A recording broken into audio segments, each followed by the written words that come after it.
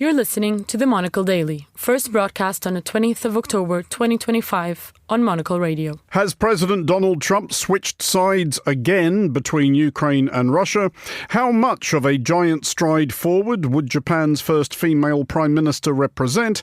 And why taxing the rich isn't as easy as taxing the rich? I'm Andrew Muller. The Monocle Daily starts now.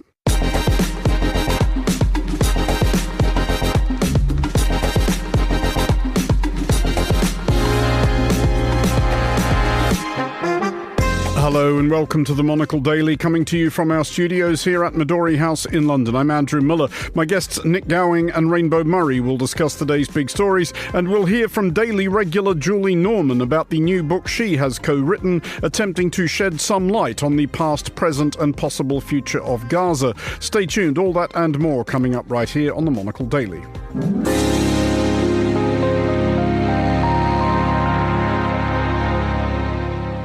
This is the Monocle Daily. I'm Andrew Muller, and I am joined today by Nick Gowing, analyst and founder of the risk management consultancy Thinking the Unthinkable, and by Rainbow Murray, professor of politics at Queen Mary University of London. Hello to you both. Hello. Nick, you are just back from where I'm sort of from. You were in Sydney. It's usually a nice time of year to visit Sydney, but this is actually an especially good one as it's coming out of winter and into spring. Beautiful. Yeah.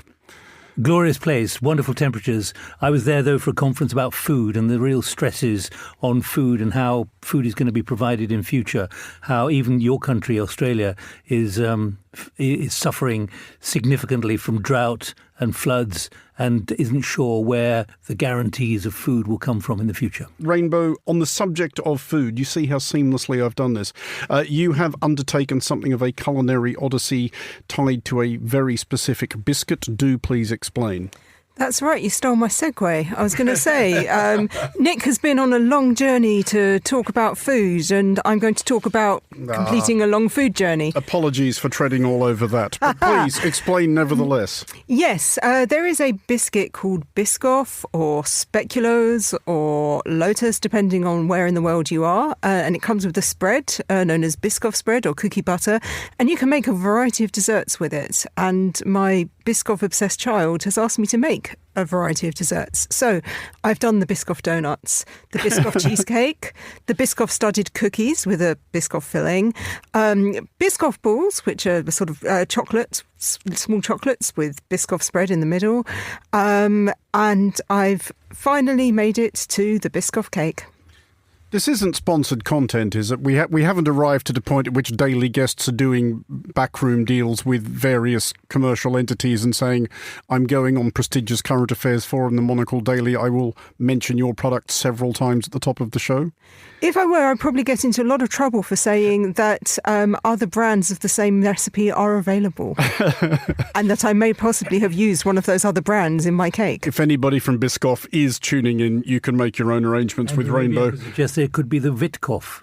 Well, indeed so, which, again, on the subject of seamless links, does move us to Ukraine and to the always diverting question of whose side the President of the United States is on in a conflict between a European democracy, which sees itself very much as a partner and ally of the West, and a revanchist tyrannical Russia. Reports which have emerged of President Donald Trump's meeting with his Ukrainian counterpart Volodymyr Zelensky late last week suggest that it was what nervous press office types usually describe as a full and frank exchange of views, diplomatic code for having to send in someone to sweep up the crockery afterwards. Nick, is it clear whose side Donald Trump is on? I think we should specify as of this recording. No, it's not clear, but I think what happened in the White House on Friday when Zelensky went there to see Trump, and there was no official readout on this afterwards, but now it has emerged, particularly through the Financial Times, which everyone else is quoting, about the vile language which was being used by President Trump against Zelensky, about the map which was thrown all over the place. This is not the way to resolve wars. It's the sign of a, dare I say, an autocrat at work, wanting everything done to his own tune, having had 2.5 hours on the phone with Putin. I think it's tragic. I've been a diplomatic editor and I've been involved in foreign affairs for sort of 3 decades now, and I find it extraordinary that this is happening. It's demeaning. It's deceiving. And when you think of what happened after the Anchorage summit, when Putin and Trump met, and then 3 days later you had 7 European leaders ending up in the White House being convinced that Trump was on the right path, it is just unbelievable what is happening. I mean, it's not so long ago, Rainbow, that he was actually talking about a total victory for Ukraine, even recovering all its territory, restoring its 1991 borders, to the point that even some Ukrainians were going, all right, steady on. Do we have any idea what has brought about this? I don't even know which reverse we've arrived at now. 180, is this 180 or 3? No, 180 degrees is going back the other way. There are various possible explanations. I'm going to offer 4, none of which may be the correct one, but we'll try. One possible explanation is he's just calculated the cost of victory and realised it's a price he's not willing to pay. Why he didn't calculate that cost before offering victory, one has to ask. The second is that something changed in the conversation that he had with Putin. It has been speculated many times that Putin may have something over Trump. Who knows what happened in that conversation? But clearly, Trump's stance towards Putin has shifted. A third possibility is that Trump is on a high, having achieved what he would call a huge victory in the Middle East, having, got at least some form of ceasefire working, and now he's just bored of war and wants to move on, and so he's just saying, right, everybody, let's just go with what we've got now, everyone go home, stop fighting, end of. And then he thinks, great, next Nobel Prize is in the bag. Or he's just mad, or some combination of the above. If I may say, I think the tragedy is we don't know what was said between Trump and Putin. We don't know. We can only speculate about what Putin may have said to Trump, which made him essentially change his position and go through 180 degrees. Nick, Trump has said, again, as of this broadcast, that he now appears to favour the idea that basically, much as Rainbow was suggesting with, I think, Hypothesis 3, that everybody just stop where they are and let's call it a draw. This would involve Ukraine ceding at least most of the Donbass, if not all of it, to Russia. But is that necessarily a completely unworkable idea? This has been suggested by other people. This is the West-East Germany analogue. The idea is that most of Ukraine is left alone. It can join the EU and NATO in due course, in anticipation that they will get the rest of Ukraine back eventually when everybody in eastern Ukraine gets sick of living under Russian domination, which is literally what always happens. Andrew, but I think the issue is consistency in diplomacy, in the messages you're sending. And the fact that this can change so quickly within almost hours, not even days, is really deeply, deeply disconcerting. You had 7 leaders of Europe a couple of months ago after the Anchorage summit making very clear that they were with Trump, they supported Trump, and they had clarity from Trump. Now they do not have clarity from Trump. European leaders are being asked to submit and agree to the giving up of a lot of Ukrainian land. I think it makes it very difficult for Zelensky, who after leaks from the White House, the suggestion that the cruise missiles, the Tomahawks, were going to be offered as a way of hitting deeper into Russia beyond the current systems. And then this turns round as a complete sort of gangfest within the White House, within the Oval Office, where Zelensky's beaten up again, but not on camera. Rainbow, this is going to be discombobulating all over again for European leaders. As Nick suggests, there is a proposed summit between President Trump and President Putin coming up in Budapest. If it turns out that it is in fact possible for Putin to fly there, he may have to take the somewhat scenic route. But again, this is dizzying for European leaders, isn't it? Because we have gone from, say, Vice President Vance's speech in Munich in February, everyone was just, oh my God, America's going to desert us. Then over the last few months, it's been, actually, I think it might be all right. America's with us after all. And now everybody's going, nope. I don't want to give too much credit to Trump here. I don't want to suggest that he's being strategic. I think he's, I support everything that Nick's just said. But perhaps he wanted to reinstill a sense of urgency in European leaders. There's nothing like the fear that you don't have your most valuable ally on your side to motivate you to take care of yourself. I don't think that's necessarily his prime goal, but I think the coalition of the willing is going to feel obliged now to double up their efforts yet again as they see Russia as an ongoing threat with no clear, reliable support from the US forthcoming. I think what's disconcerting is the bullying and yelling which clearly went on in the Oval Office last Friday. And that Trump sees that as the way to convince somebody of the wisdom of what you're wanting to get done, based, as it happens on this occasion, based on what Putin had said to him a few days earlier. We should also mention, Nick, I think what appears to be trolling as well on the part of US Secretary of Defense Pete Hegseth wearing a tie which was red, white and blue, which are, of course, the colours of the American flag. But red, white and blue on his tie was definitely... That's his explanation. It is his explanation, was definitely arranged in the pattern of the Russian flag. And that was noted by Moscow. I'm sure it was noted by the Ukrainians as well. I mean, deeply disconcerting. Yeah, is there a good reason why you would do that? Was he trying to be funny? I can't tell you. I mean, I can't get into Pete Hegseth's mind. Maybe someone advised him it would be a good idea. Maybe someone advised him it would be a joke. Maybe he put it on as a joke. But when you're dealing with a war which is going on, where ultimately the use of nuclear weapons is a major issue, and vast numbers of largely men are being killed on both sides, it is disgusting, frankly, to think that it's come down to the colour of a tie.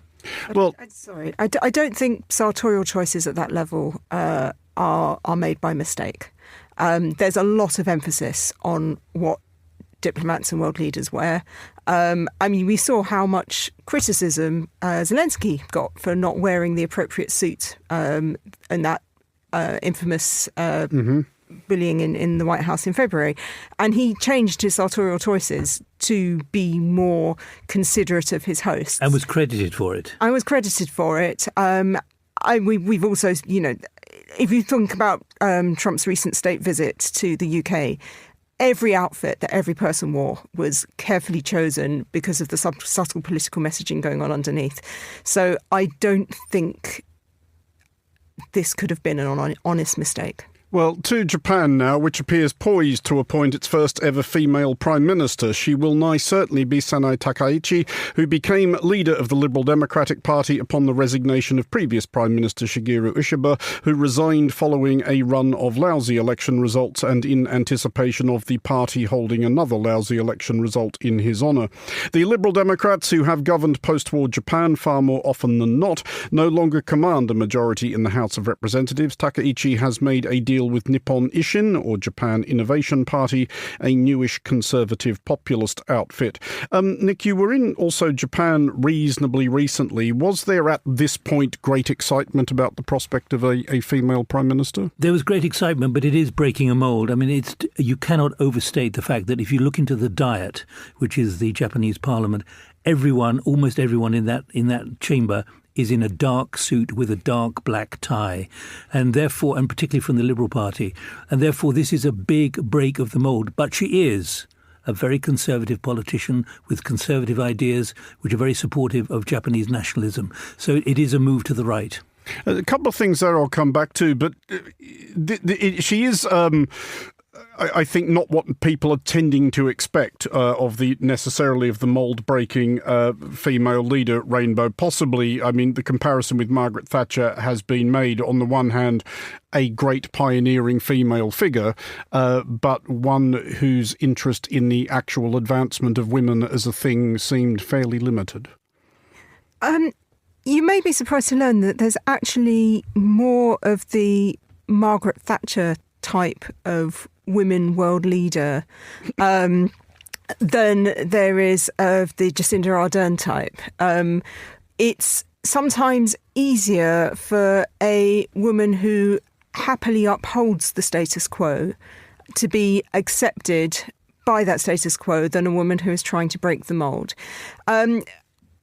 I used to ask my students, what, if anything, has Margaret Thatcher done for women? And a lot of them would answer nothing.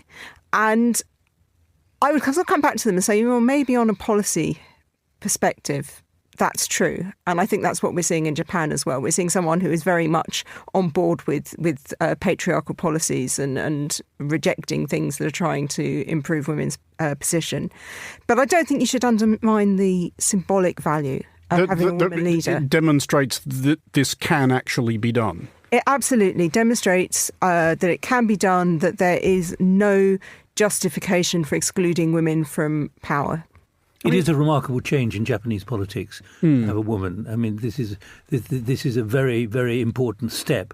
But the most interesting thing really is less that she's a woman, more that the Liberal Party have elected someone who is from the right, who is very militaristic, who believes in going to the Yasukuni Shrine, who believes in supporting Japanese militarism at a time of increasing tension with North Korea and also with Russia and the Kuril Islands. But on that thought, Nick, is this another possible step towards, and I know opinion about this is very much divided in Japan, but Japan becoming, in terms of its own defence, a more, for want of a better word, more normal country, because it is circumscribed by its post-World War II constitution. It's obliged to maintain the polite fiction that its formidable military is the Japanese self-defense forces. It was a great dream of Shinzo Abe that Japan should be a more normal country like this. Are we approaching that, do you think? Japan feels very vulnerable, not just to tsunamis, but also to military attack from North Korea, and to a certain extent Russia in its current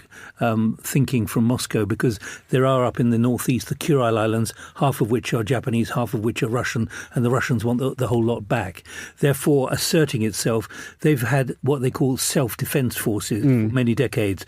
Now they are moving far more towards defense forces with far more assertive weapon systems and a doctrine which is far more go on the attack as opposed to just defend yourself. I want to come back to the point you were making there, Rainbow, about the significance of somebody being the first to do something. But in terms of her actual policies, beyond what she would represent, and this is not an entirely done deal yet, do we see part of the backlash against advancement or against progress? Because it is often held, and I think it's fairly plausibly so, that President Donald Trump could only have got elected following President Barack Obama. The pendulum swings back the other way. And is she part of, when we look at her attitude or her more or less indifference to the advancement of women, she's not keen on things like same-sex marriage, for example. Do we see another iteration of the global conservative backlash? Yes, potentially. But I think you also need to sort of situate this within the specific context in which she's come to power. She got nominated as her party leader after they'd sort of lost an election. They were struggling. So I'd say in that respect, she's more of a sort of an example of the glass cliff phenomenon, that you bring a woman in once the men have made a mess of everything and they need someone else to clean up the mess. And then once things are better again, they want to take power back. But once you have had a trailblazer, even if they were in a position of struggle, it doesn't, you can't take that away. But I think in that respect, she reminds me of Kim Campbell, who was leader of Canada for a relatively short period of time as Prime Minister. Not a great success. Not a great success. And we haven't had another woman lead Canada since. And that was back in the 1990s.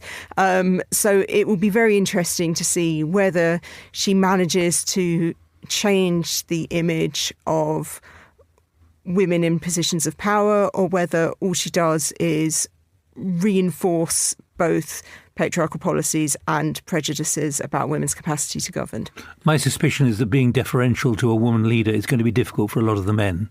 They'll still conspire and they'll still sort of create instability at a time when Japan really needs stability at the moment.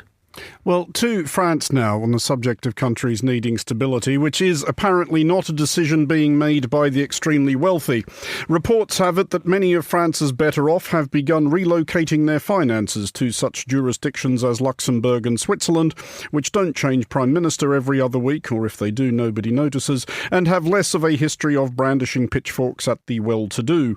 This illustrates the difficulty facing France's government and others. On the one hand, it seems logical to ask the broader-shouldered to bear the heaviest burden and so on. On the other, the rich and their riches have never been so mobile. Rainbow, there has been talk these last desperate months of trying to fill France's abysmal public finances by reinstituting a wealth tax, which is obviously an attractive idea because people are always attracted to taxes they're probably not going to have to pay. A wealth tax would target a very small number of people. But does this illustrate why wealth taxes don't don't actually work terribly well because the wealthy can just move their wealth. In a lot of ways it does. And France has grappled with this, as many other countries have, for a long period of time. From the perspective of the electorate, when the public purse needs more money, it's fair and appropriate for that money to come primarily from those with the deepest pockets. But the problem is that any time the government has tried to place heavier taxes on the rich, they have taken their money and moved it elsewhere. And so the noble goals of such taxation are not satisfied by the actual outcomes, which tend to just be a huge spike in tax evasion, and also sometimes in wealthy people leaving the country, which takes investment away as well. Are they largely cosmetic, though, anyway, Nick? Things such as wealth taxes, aren't they a way for governments to saying, look, we're taxing loads of people who've got more money than you have? But I think there is a much bigger issue here, which is that basically most governments are broke. Debt is far beyond what countries can now support. And people have got to accept that actually the good times are over. Now, if you're rich, if you're wealthy, depending on which adjective you want to use, you're going to try and move wherever you want to and wherever you can and wherever your advisor tells you you're going to get a better deal. But there's a far more fundamental problem. You can't dilute wealth in the way that is now being mooted. And I've got The Economist in front of me, the coming debt emergency, being very blunt about rich world public debt is already worth 110% of GDP. Now, why do I say that? Because it's all very well talking about rich people moving to Luxembourg for a short time, but it ain't going to be easy for Luxembourg and Switzerland. Switzerland has got its own financial problems as well. We shouldn't delude ourselves that there are somehow havens where people can hide their money or have their money, and in Switzerland you can't hide your money at all these days. That actually you're going to get a better deal unless you're talking about mini percentages. I mean, are governments also worried, though, Rainbow, that if you do this thing and a certain number of extremely rich people go, well, right, then I'm off to somewhere where I'll get taxed less? On the one hand, yes, I think there would be the populist temptation to say, bye, see you, good riddance, but that just makes the problem worse. In the United Kingdom, for example, you can read variations on these figures, but the absolute top echelon of taxpayers, 0.1% thereof. I mean, these are properly rich people, but they are paying more income tax than the bottom 50%. It's about proportionality, I think. In absolute terms, yes. In percentage terms, Definitely not. And I think when everybody is struggling, people naturally point to those who are struggling the least and feel that they should be taking part in a greater share of the struggle. But wheeling back to France, it's not just about tax evasion. It's also, and perhaps primarily, about trying to avoid instability, because there is so much political instability at the moment that the economy is struggling as a result of that. Investors don't want to invest when they don't know what's coming next. There's a perpetual fear that the next government might be composed of the far right. People are concerned about the fact that France struggles to pass a budget. That's a challenge that toppled two prime ministers last year and has already toppled one in the past couple of months, and a second who fell and then had to get called back. So I think, and this also I think relates back to what we were just talking about in Japan, you know, this political instability. So I think there's a need to accept economic reality on the part of the electorate, and there is a need to favour political stability over partisan rivalry on the part of politicians. And until both groups are willing to do that, I think we're going to see this as an ongoing problem. I think it's all very easy to go on a protest and hammer the rich, the wealthy, whatever you want to call them, rich, wealthy, or use another adjective, and I said this already once before. But what is remarkable is that many more people are getting richer, including the working class. And I think there's a danger that we're going to create a division in people's minds where somehow the rich are a special group and the wealthy are a special group, but they're somehow more special than others. There are plenty of people now who are rich as working people, and we're talking in the United Kingdom, where many people are going to be hit by extra taxes here. because of what's happening, because of the debt and so on. And that is going to make it much more difficult to define what a wealthy person is. Are working people, as Rachel Reeves, the British Chancellor, likes to talk about them, are working people really any different to working people who've got a bit of money? Well, and now this.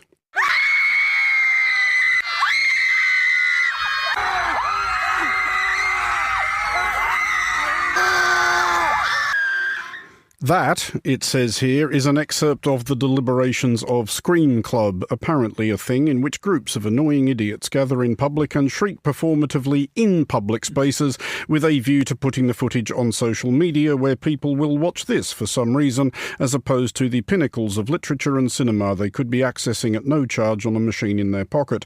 Participants in Scream Clubs, which have been reported in Chicago, London, Minneapolis and elsewhere, extol its benefits as a release of stress and builder of community, though obviously they should all have a fire hose turned on them. We will not be trying this in the studio. These microphones were expensive.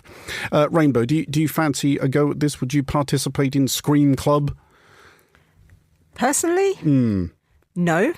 But I understand. Answer. But I understand the appeal in the sense, first of all, that screaming can be cathartic when life is beating you down.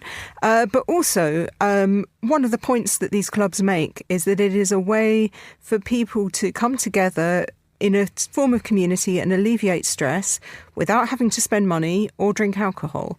And there aren't actually that many they other... play board games? They could play board games, but board games are not necessarily cathartic. They might be relaxing, but they don't necessarily allow you to let out some of that pent-up aggression in a sort of 10-second and it's gone. Leading question, Nick, is this actually about catharsis or is this the seeking of attention? Wow, I don't know. But I don't feel the need to go out and scream in public. Whether I want to scream in public by myself or with 100 or 1,000 people around me. If it makes me feel better with 1,000 people, but do I want to travel to Hyde Park to scream? I don't think I do. This is performance, though, isn't it, Rainbow? They could go to a completely empty field. They could chip in a few quid each. It's not expensive and book a rehearsal studio. No one else would have to know they were doing it. They did not have to film it and put it on social media. They didn't, and the fact that they did is one of the many reasons why this is not for me. That's not my idea of a good performance. I mean, are you sure this isn't just a reaction to Pegseth's tie? It may well be. I mean, there's any number of things it could be a reaction to. But is this one of those things, Nick, just finally, where we learn of yet another thing that cleaves humanity in two, i.e. between those people who are screamers in one way or another, or who are sulkers, i.e. basically just prefer to chew a hole in their upper lip and... Probably that. But I don't think we're talking about a movement here which is going to rock the political class yet. It could happen. I mean, is this the beginning of a new kind of reform here in the UK, where people want to scream and then divert it into a form of voting, which we're not familiar with yet? I'm being a bit sarcastic, but on the other hand, it is not yet something which, in my view, has got to a critical mass.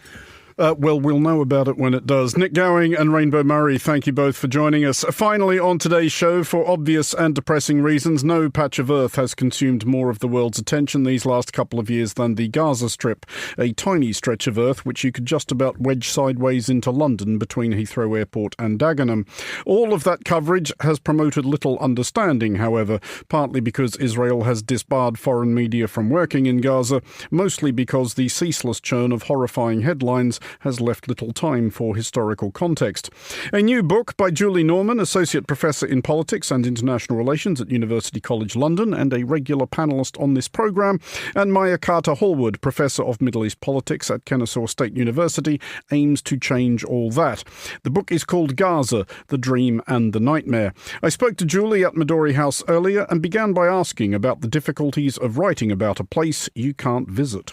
Yeah, so I should start by saying the book certainly brings us up to the current day, but it's also trying to help readers understand the context of what Gaza to this point. What was the story before October 7th? So a lot of our research was looking back either at newspaper clippings, at memoirs, at diaries, and really just talking with Gazans quite a lot and talking with people about their whole life history, not just what's been happening in the last 2 years, though obviously people there, that's what we obviously got up to. It was a lot of backcasting and looking back as well.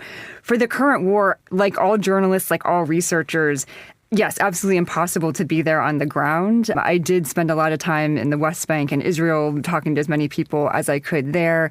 And really what I just did through that period is every day I would just write down whatever was happening in the news. I would write down links, and I just kept a running timeline that I am maintaining till this day with just kind of the day by day of what's happening with the war.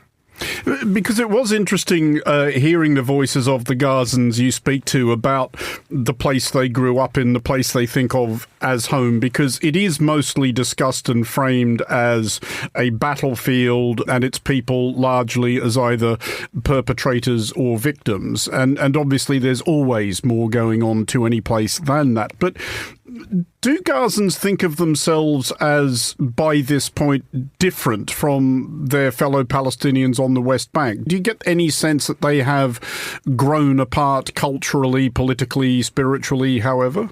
You know, I think it's inescapable to see that Gaza has become increasingly isolated, geographically, economically, politically, and of course with what's happening right now, just obviously divergence of trajectories of people living in both of these parts of Palestine. And I would say it really varies by the individual. A lot of people do identify as Gazan as kind of a core identity as well as Palestinian. But I think for most people, it is still this sense of a Palestinian identity, especially remembering that, you know, over 2/3 of Gazans were refugees, or their families were refugees from 1948, so from other parts of Palestine or what's now Israel. So that Palestinian identity, I would still say, is extremely strong, but Gaza has assumed a bit more of its own identity simply because I think of the way it's been isolated and the way that events have played out specifically in that part of Palestine. The subtitle of your book is The Dream and the Nightmare. I think most people probably don't think the nightmare aspect of that requires any further explanation. But when you talk about the dream, what were, or indeed are, still people's aspirations about what Gaza could or should be? Because my own travels in Gaza are far from exhaustive, and they were quite a long time ago, a couple of weeks in 2005. And what I mostly found at the time was kind of a fatalism among people that, yeah, this is terrible and it's probably not going to improve. And that was 20 years ago. Yeah, you know, I would say even the publisher initially was a little worried about that title, because where is this dream coming from? What was the dream of Gaza? But actually that was from a quote from one of the participants in the book, a young man who said living in Gaza was like a dream and a nightmare at the same time. So he said that to us, and it was striking how much that kind of wording came up in so many different conversations and interviews, people saying that living in Gaza was kind of an ideal in many ways, largely because of the social fabric, the sense of community, the sense of solidarity, largely because of the circumstances that were forced onto that place.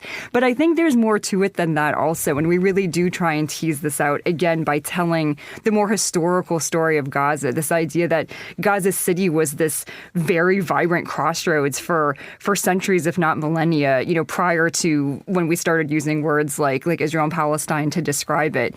Even through the 20th century, it still was such a core place for the sea, for a lot of agriculture, for a lot of Palestinian initial political resistance, for organizing, for a lot of things that, you know, became idealized, I would say. And for many, it was kind of the core of Palestine in many different ways. And there's still, I think, an idea that some faraway future could still recapture some of that. You mentioned October 7th, obviously, and that day and the subsequent events do get covered in the book. And it's a question I've asked many, many other people, and one to which I still haven't had what strikes me as an entirely satisfactory answer, which is it clear to you, or indeed anybody you spoke to, what Hamas thought they were doing on October 7th, 2023, because it cannot surely have occurred to them that this is going to go brilliantly for us and for the people of Gaza?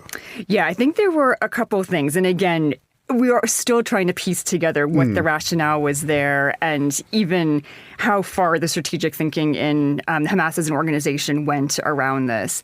From my thinking, it was kind of two ways that they thought it might go. One, I think they did believe that other groups in solidarity with them in the region, Hezbollah, Iran, some of the other so-called proxy groups of Iran would kind of join in, and this would become a full multi-front war against Israel. Obviously, those other groups did maintain and start up some kinds of activities, but certainly not the extent that Hamas thought they might. So that was one route that they were... That sounds like something you should be pretty sure of in advance. Yes, and part of our research showed that Hamas actually had planned the attack for a while and had actually kind of held off on it for some time because they were waiting to see if Iran in particular would get on board. And again, was one finding anyway. But again, it wasn't certain. They weren't sure. And the other option was simply a sort of the finale of the fireworks. You throw everything that you have. You do this big, spectacular kind of attack. And at the very least, you bring attention back to Palestine. You court what they knew would be a very massive response. And you get Palestine back on the agenda. And if you go down swinging with it, then that is the sacrifice that you make. And so I think they thought either one of those routes would better position Palestine than where it was pre-October 7th. But that's my understanding of their rationale from the people we were able to speak to and the analysts I was able to speak with. Which does prompt the inevitable concluding question, which is, having written this history of Gaza from more or less the dawn of time to the present day, how optimistic or otherwise are you that there are further chapters still to be written? If we think ahead 5-10 years from now, is Gaza as it has been understood still going to exist? I think absolutely. I mean, obviously, this war is changing everything. It will never be the same. This is such a different kind of future that we're looking at than I think any of us even thought when the war first started. But the idea that Gaza would not be there, I think, is pretty unthinkable to almost everyone that I spoke with for this book. It may not look the way people want it to. It may not have the type of government that people want it to. But Gaza as a place and Gazans as a people are not going away. And I think this is one thing that people were very much wanting to emphasize, that they will keep going one way or another. If there is any opportunity to rebuild, they will rebuild, and that this people is not going anywhere, even if there is a different kind of future than what they had hoped it would be. That was Julie Norman talking about her new book, Gaza, The Dream and the Nightmare. It's out on Friday, October 24th. Very much recommended. And that is all for this edition of The Daily. Thanks to our panellists today, Nick Gowing and Rainbow Murray. Today's show was produced by Hassan Anderson and researched by Joanna Moser. Our sound engineer was Elliot Greenfield. I'm Andrew Muller here in London. The Daily is back at the same time tomorrow. Thanks for listening.